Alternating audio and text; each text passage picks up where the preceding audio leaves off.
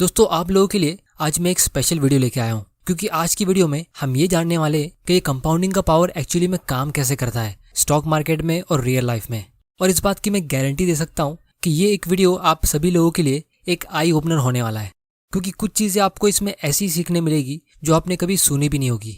तो दोस्तों जब भी हम इन्वेस्टिंग की और इंटरेस्ट की बात करते हैं तो हमारे दिमाग में नेचुरली सिंपल इंटरेस्ट के हिसाब से कैलकुलेशन होता है। ये हम इंसानों के दिमाग का एक नेचुरल डिफेक्ट है। जैसे अगर आप 1 लाख रुपए इन्वेस्ट करते हो और वो 10% के रेट से ग्रो होता है तो सब लोग यही कहेंगे कि ये इन्वेस्टमेंट 10 साल में डबल होगा, कुछ इस तरह से। किसी के दिमाग में सपने में भी ये चीज नहीं आएगी कि कुछ साल बाद ये इन्वेस्टमेंट लाखों करोड़ों रुपयों से ग्रो होगा, और इसीलिए लोग लॉन्ग टर्म सोच नहीं पाते। लेकिन अगर आप एक वन टाइम इन्वेस्टमेंट करते हो कोई अमाउंट का, जैसे अगर आप 6,25,000 का इन्वेस्टमेंट करते हो तो पहले साल में आपको 15% के रेट के हिसाब से 93,000 का प्रॉफिट मिलेगा, मतलब 1 लाख रुपए से भी कम का। लेकिन 20 साल के बाद यही अमाउंट 1 करोड़ रुपयों का हो जाएगा। फिर उसके बाद आपको दूसरा करोड़ कमाने के लिए सिर्फ 5 साल और लगेंगे और आपको कोई भी एक्स्ट्रा इन्वेस्टमेंट करने की जरूरत ही नहीं लगेगी। और फिर तीसरा करोड़ कमाने के लिए आपको सिर्फ 2.5 साल और लगेंगे, और फिर चौथा करोड़ कमाने के लिए सिर्फ 1.25 ईयर्स और लगेंगे, और फिर 5वां करोड़ कमाने के लिए 1 साल से भी कम टाइम लगेगा। और इसी तरह आप अपना हर एक अगला करोड़ रुपया उससे भी कम टाइम में कमाते रहोगे। तो दोस्तों ये है कंपाउंडिंग का पावर, जिसका बेसिक रूल ये है कि इसमें आपका इंटरेस्ट और भी ज्यादा इंटरेस्ट कमाता है, जिसकी वजह से अमीर लोग और अमीर बनते रहते और मिडिल क्लास लोग वहीं रह जाते। इस सेक्शन के ऊपर हम थोड़ी देर में बहुत ही डिटेल में डिस्कशन करने वाले हैं। इसीलिए आप अपनी लाइफ का पहला 1 लाख रुपया हार्ड वर्क करके कमा सकते हो, लेकिन आपकी लाइफ का पहला 1 करोड़ रुपया आप स्मार्ट वर्क करके ही कमा पाओगे, क्योंकि कोई भी मिडिल क्लास आदमी अपने घर के लॉकर में या एफडी में पैसा सेव करके 1 करोड़ रुपया जमा कर ही नहीं सकता।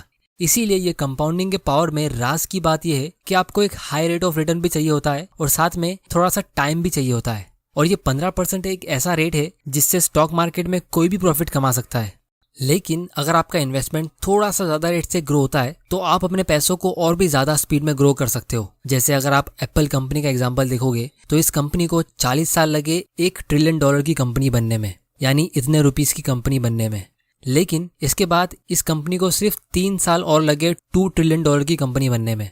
इसीलिए अगर आप किसी भी अमीर लोगों की वेल्थ चेक करोगे, जैसे बिल गेट्स या जेफ बेजोस, तो आपको पता चलेगा कि ये लोग हर एक सेकंड में लाखों डॉलर कमाते। तो उसका सिंपल एक्सप्लेनेशन यही है कि उनका एक बहुत ही बड़ा अमाउंट उनकी कंपनीज में इन्वेस्टेड है, जो एक टाइम पे बहुत ही छोटा था और अब काफी टाइम से इन्वेस्टेड होने की वजह से कंपाउंडिंग के पावर से बहुत ही बड़े अमाउंट में ग्रो हो चुका है। तो अब ये लोग हर रोज $1 मिलियन कमाते हैं बिना कुछ काम किए। तो अब हम ये समझते हैं कि कंपाउंडिंग स्टॉक मार्केट में काम कैसे करता है। तो दोस्तों जब भी आप किसी कंपनी का स्टॉक खरीदते हो, जैसे मान लो आपकी कंपनी का एक शेयर 100 रुपए का है और वो कंपनी 15% का प्रॉफिट कमाती है, मतलब 15 रुपीज का प्रॉफिट हर एक शेयर पे, तो वो कंपनी के पास 2 ऑप्शन होते हैं। या तो वो उसे री इन्वेस्ट कर दे या फिर डिविडेंड्स के जरिए अपने शेयर होल्डर्स को प्रॉफिट दे दे, ताकि वो शेयर होल्डर्स उसे कहीं और इन्वेस्ट कर सके, क्योंकि सारा प्रॉफिट कंपनी के मालिक यानी शेयर होल्डर्स का हक होता है। लेकिन अगर कंपनी ग्रो हो सकती है और उसके मैनेजमेंट के पास ग्रोथ के लिए अच्छे प्लान्स है, तो कंपनी ऐसे टाइम पे छोटा डिविडेंड्स पे करती है, या फिर कुछ कंपनीज डिविडेंड पे ही नहीं करती है और वो पूरा अर्निंग्स री इन्वेस्ट कर देती है। तो अगर अगले साल वो कंपनी वापस 15% का प्रॉफिट अर्न करती है तो वो उसके 100 रुपए पे नहीं बल्कि उसके 115 रुपए के इन्वेस्टमेंट पे अर्न कर पाएगी, जिसका मतलब ये है कि कंपनी अपने प्रॉफिट को कंपाउंडिंग के जरिए ग्रो कर पाएगी। और अगर ये कंपनी इसी तरह 15% के रेट से ग्रो होती रही तो 5 साल में ही इस कंपनी की वैल्यू डबल हो जाएगी। फिर भले ही उसका शेयर प्राइस अभी उतने रेट से इंक्रीज ना हुआ हो, लेकिन धीरे धीरे उसका शेयर प्राइस भी वही रेट से ग्रो होने लगेगा। और इसीलिए पूरी दुनिया में सबसे हाई ग्रोथ वाला इन्वेस्टमेंट बिजनेस होता है, जिसे आप स्टॉक मार्केट के थ्रू खरीद सकते हो, क्योंकि यहाँ पे आप मैनेजमेंट के लेटर्स को रीड कर सकते हो, इंडस्ट्री को एनालाइज कर सकते हो और एडवांस में ही पता लगा सकते हो कि कौन सी कंपनी के पास ग्रोथ का ज्यादा स्कोप है, और आप फिर उस कंपनी में इन्वेस्ट करके उसकी ग्रोथ में हिस्सा ले सकते हो। और इसीलिए आज की तारीख में सारे अमीर लोग बिजनेस के थ्रू ही अमीर हुए, क्योंकि ये सब लोग अपनी कंपनी के शेयर्स को बार बार बाय सेल नहीं करते कि छोटा प्रॉफिट आया तो उसे सेल कर दिया। ये लोग अपने शेयर्स को होल्ड करके रखते और उसे कंपाउंडिंग के जरिए ग्रो होने देते। तो अब हम ये समझते कि लोग इस पावर को अपने फायदे के लिए यूज क्यों नहीं करते। तो 2010 में मेरे एक फ्रेंड ने 50 लाख रुपए की एक प्रॉपर्टी ली थी मुंबई में, और अभी 10 साल बाद उस प्रॉपर्टी की वैल्यू 1 करोड़ की हो गई है। और दूसरी तरफ उसने 2 साल पहले म्यूचुअल फंड में इन्वेस्ट करना शुरू किया और उसने उसमें 500 रुपया इन्वेस्ट किया। एक्चुअली में उसका इरादा था 500 रुपये की SIP का, लेकिन पहला पेमेंट होने के बाद ही उसने SIP स्टॉप कर दी क्योंकि उसे कहीं से इन्फॉर्मेशन मिली कि रिसेशन आने वाला है। तो वो 500 रुपये इन्वेस्टेड रह गए और अभी 500 रुपया ग्रो होके ऑलमोस्ट 650 के आसपास हो चुका है। तो वो मुझे कहने लगा कि रियल एस्टेट सबसे बेस्ट इन्वेस्टमेंट है क्योंकि इसमें उसका 50 लाख का प्रॉफिट हुआ है और यहाँ स्टॉक मार्केट से उसको थोड़ा सा प्रॉफिट मिल रहा है और इसमें मार्केट क्रैश का भी डर होता है। तो मुझे काफ़ी देर लगी उसे समझाने में कि ये एक कॉमन मिस्टेक है जो हर लोग करते कि जब भी वो रिटर्न कैलकुलेट करते तो वो डायरेक्टली प्रॉफिट गिनते। लोग ये नहीं देखते कि उन्होंने कितना अमाउंट इन्वेस्ट किया था और वो कितने टाइम तक इन्वेस्टेड था, जिससे उनको एक्चुअल कंपाउंडेड ग्रोथ रेट पता चल सके। क्योंकि हर एक इन्वेस्टमेंट में कंपाउंडिंग काम करता ही है और हमारी लाइफ की हर एक चीज में भी। बस फर्क सिर्फ इतना होता है कि आपका इन्वेस्टमेंट कितने रेट से ग्रो हो रहा है। जैसे अगर आप बैंक का सेविंग्स अकाउंट देखोगे तो वहां पे आपको 4% का इंटरेस्ट मिलता है, वो भी कंपाउंड होता है, लेकिन इस रेट के हिसाब से आपको 18 साल लगेंगे अपने पैसों को डबल करने के लिए। तो अगर हम उसके रियल एस्टेट का रिटर्न चेक करेंगे तो हमें पता चलेगा कि उसका पैसा 10 साल में डबल हुआ है, जिसका मतलब ये है कि उसको सिर्फ 7% का कंपाउंडेड ग्रोथ रेट मिला है। और हमारी कंट्री में इन्फ्लेशन यानी महंगाई भी 7% के रेट से ग्रो होती है। तो एक्चुअली में अगर देखा जाए तो उसने 0 रुपये का प्रॉफिट कमाया क्योंकि उसका 50 लाख का प्रॉफिट तो इन्फ्लेशन में एडजस्ट हो गया है। और ये इन्फ्लेशन एक ऐसा टैक्स है जिससे कोई भी बच नहीं सकता। बहुत सारे लोगों को लगता है कि वो टैक्स नहीं भरते क्योंकि वो कोई स्मार्ट तरीके से इन्वेस्ट करके टैक्स बचा लेते हैं या उनकी सैलरी बहुत कम है इसलिए उनको टैक्स की चिंता करने की जरूरत नहीं है। लेकिन सच ये है कि इंडिया का हर एक आदमी हर साल 7% का कंपाउंडेड टैक्स पे करता है इन्फ्लेशन के नाम पे। फिर भले ही वो लोग गवर्नमेंट को अपने जेब से पैसा नहीं पे करते हो, लेकिन जब गवर्नमेंट हर साल नए नोट छापती है जिसकी वजह से बाजार में चीजों के भाव बढ़ जाते हैं, तो लोग उन चीजों को महंगे प्राइस पे खरीद के ना चाहते हुए भी टैक्स पे कर रहे हैं।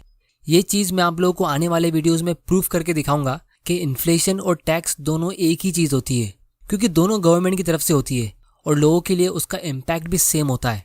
आप गवर्नमेंट को अपने जेब से इनकम टैक्स के नाम पे पैसा दो या गवर्नमेंट खुद से नए नोट छाप ले, दोनों एक ही बात है। अमीर लोगों से गवर्नमेंट इनकम टैक्स के नाम पे टैक्स लेती है और गरीब लोगों से महंगाई के नाम पे टैक्स लेती है। तो अगर हम इस 7% के इन्फ्लेशन को टैक्स कह देंगे तो ये एक्चुअली में सही स्टेटमेंट होगा। और इसीलिए एक world famous economist J.M. Keynes ने कहा था कि इन्फ्लेशन एक ऐसा टैक्स है जिसको सिर्फ करोड़ों लोगों में से एक आदमी सही तरीके से समझ पाएगा। और ये कंपाउंडिंग की वजह से गवर्नमेंट के इनकम टैक्स से भी ज्यादा डेंजरस होता है, क्योंकि ये महंगाई एक बहुत ही बेरहम टैक्स सिस्टम है, क्योंकि ये कंटिन्यूसली कंपाउंडिंग के जरिए ग्रो होता रहता है।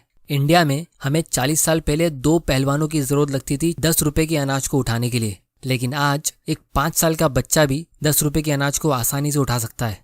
तो ये भी पावर ऑफ कंपाउंडिंग का ही नतीजा है।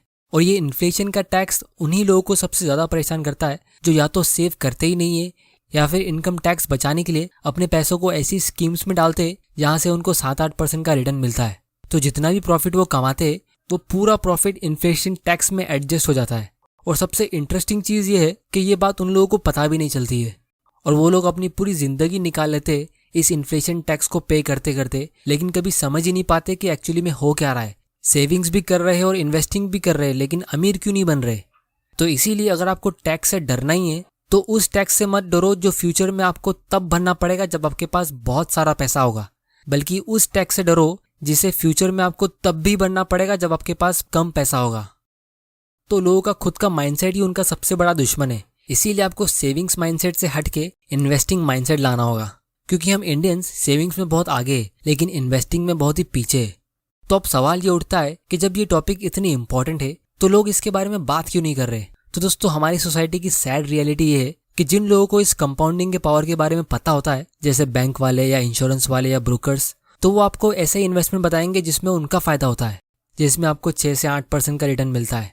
क्योंकि अगर पब्लिक को ये बात अच्छे से समझ आ गई कि आपको कोई सिंपल सा म्यूचुअल फंड खरीद के या अच्छी कंपनीज के स्टॉक्स खरीद के होल्ड करके रखना है और अपने रिटायर होने से पहले ही आपके डिविडेंड्स आपकी मंथली एक्सपेंस कवर कर लेंगे, तो आपको फाइनेंशियल इंडस्ट्री के लोगों की जरूरत ही नहीं पड़ेगी। ना आप FD में इन्वेस्ट करोगे, ना आप कोई पॉलिसी खरीदोगे, ना आप ट्रेडिंग करोगे, तो ये सारे लोग रोड पे आ जाएंगे। तो इसीलिए मैं हमेशा कहता हूँ कि फाइनेंशियल इंडिपेंडेंट होने से पहले आपको मेंटली इंडिपेंडेंट होना पड़ेगा। तो दोस्तों, फाइनली मैं सिर्फ इतना कहूंगा कि जब भी हम सुनते हैं कि किसी आदमी ने स्टॉक मार्केट में कुछ साल पहले एक छोटा अमाउंट इन्वेस्ट किया था और अब वो बहुत बड़ा अमाउंट हो चुका है, तो लोग हमेशा बहाना ढूंढते हैं अपने आप को तसल्ली देने के लिए कि उन्होंने वो टाइम पे एक्शन क्यों नहीं लिया था, कि उनकी कुछ मजबूरी थी या वो टाइम पे उनके पास उतने पैसे नहीं थे। लेकिन आज हम ऐसे टाइम पे जी रहे हैं जहां आप स्टॉक मार्केट के जरिए 500 रुपए से भी इन्वेस्टिंग शुरू कर सकते हो और जो भी इन्फॉर्मेशन आपको चाहिए आपको मिल सकती है और घर बैठे बैठे ही आप इन्वेस्टिंग की शुरुआत कर सकते हो। तो दोस्तों, अगर आपको स्टॉक्स खरीदने के लिए एक अकाउंट ओपन करना है तो उसका लिंक नीचे डिस्क्रिप्शन में है। आप वहां से फ्री में डीमैट अकाउंट ओपन कर सकते हो और घर बैठे बैठे इन्वेस्टमेंट की शुरुआत कर सकते हो। बिजनेस चालू करना हर किसी के लिए पॉसिबल नहीं है, ये चीज हम सब जानते हैं, लेकिन बिजनेस में इन्वेस्ट करना हम सब के लिए पॉसिबल है। फिर भी सिर्फ इंडिया के 2% लोग स्टॉक्स में इन्वेस्ट करते हैं और उसमें से भी मेजॉरिटी लोग ट्रेडिंग करते हैं छोटे मोटे प्रॉफिट्स के लिए। तो अगर आपने ये वीडियो यहाँ तक देख लिया है तो आपको एक बहुत ही स्पेशल नॉलेज मिल चुकी है फाइनेंशियल फ्रीडम के लिए। लेकिन इन सब का फायदा तभी होगा जब आप इन्वेस्टिंग की शुरुआत करोगे। तो दोस्तों, उम्मीद करता हूँ कि ये वीडियो के बाद आपका लॉन्ग टर्म इन्वेस्टिंग और कंपाउंडिंग से रिलेटेड सारा डाउट्स क्लियर हो चुका होगा। और अगर आपको कोई भी क्वेश्चन है तो आप मुझे नीचे कमेंट करके पूछ सकते हो, मैं आने वाले वीडियोस में उसे कवर कर लूंगा। फाइनेंशियल नॉलेज नाम का सब्जेक्ट हमारे स्कूल में होता नहीं है और ना ही लोगों के पेरेंट्स उन्हें ये चीज सिखाते हैं, क्योंकि उनको खुद को ये चीज पता नहीं होती है। इसीलिए बहुत लोग अपनी पूरी जिंदगी पैसों के लिए काम करते रह जाते हैं और रिटायरमेंट पे अपने बच्चों पे डिपेंडेंट होते हैं। इसीलिए इस चैनल के जरिए मेरा गोल यही है कि आप लोगों तक मैं ऐसे वैल्यूएबल लेसन शेयर करता रहूं। तो अगर आपको ये वीडियो पसंद आया तो चैनल को सब्सक्राइब जरूर कर लेना और बेल आइकन प्रेस कर देना ताकि आप ऐसे इंपॉर्टेंट वीडियोस मिस ना कर दो। आप मुझे ट्विटर और इंस्टा पे भी फॉलो कर सकते हो, लिंक नीचे डिस्क्रिप्शन में है। वीडियो पसंद आया तो इसे लाइक करो, नहीं पसंद आया तो डिसलाइक करो। आपका वैल्यूएबल टाइम देने के लिए thank you and good bye.